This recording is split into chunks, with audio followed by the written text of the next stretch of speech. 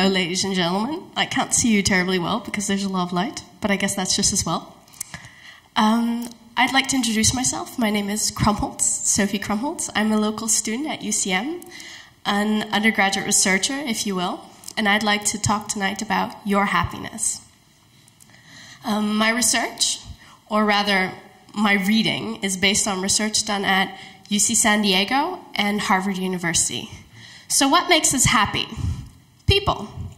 Oscar Wilde once said, "Some cause happiness wherever they go, others whenever they go."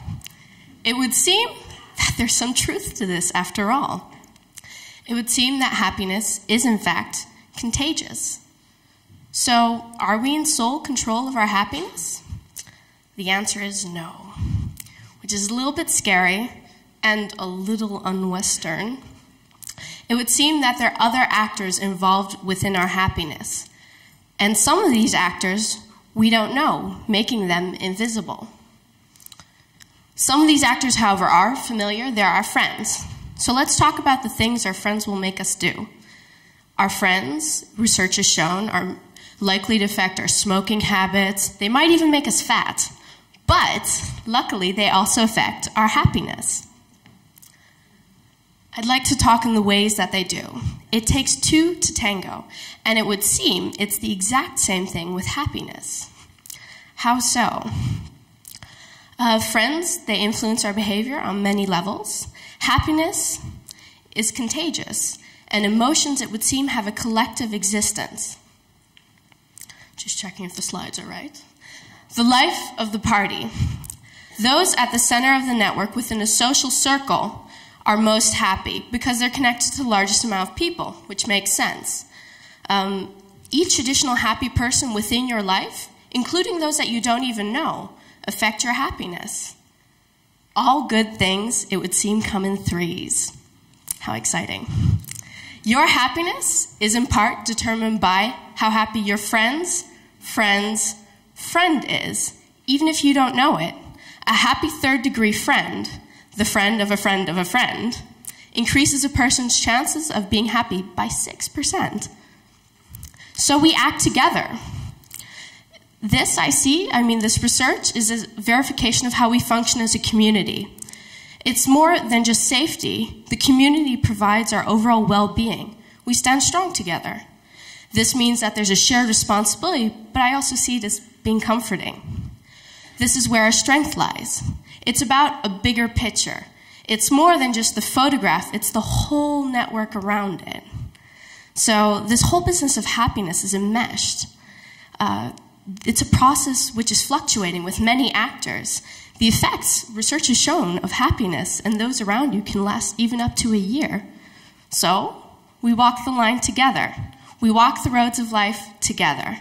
So, though we may not be completely directly in control of our happiness, by being in control of the happiness of those around us, in turn, we're also in control of our own happiness.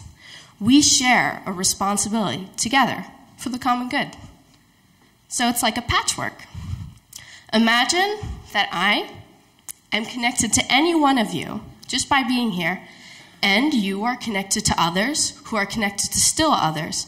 And it's this fabric of humanity which works like a patchwork quilt. So imagine each person sits on a different colored patch, and depending on the happiness of the patches around us, that affects our happiness. Happy equals healthy. Being happy brings, of course, natural benefits such as having a protective effect on the immune system. So you produce fewer stress hormones, and this means that if happiness is in fact transmitted through social connections, it could indirectly contribute to social transmission of health. So, hold me close. Let's get physical, guys. Close physical proximity is important for the spread of happiness. It has been shown that 42%, yes guys, exactly 42%, is more likely to be happy, or you are more likely to be happy if a friend who lives less than half a mile away becomes happy. This declines with greater distance. So love thy neighbor, they're closest to you. Apparently, a cheerful next-door neighbor, it's a little bit depressing, guys, increases one's likelihood of being happy by 34%, whereas your spouse sharing, presumably the bed and definitely the house, contributes to just 8%. So, but other than health and all those good things, let's talk about the payoff. Let's talk about money. So having $5,000 extra in your own pocket increases your chance of being happy by 2%. A happy friend is worth about $20,000. And what about unhappiness then? Does that make you poorer? No. It seems that happiness is more contagious than unhappiness. Each happy friend boosts your chance of being happy by 9%, whereas each unhappy person decreases it by about 7%.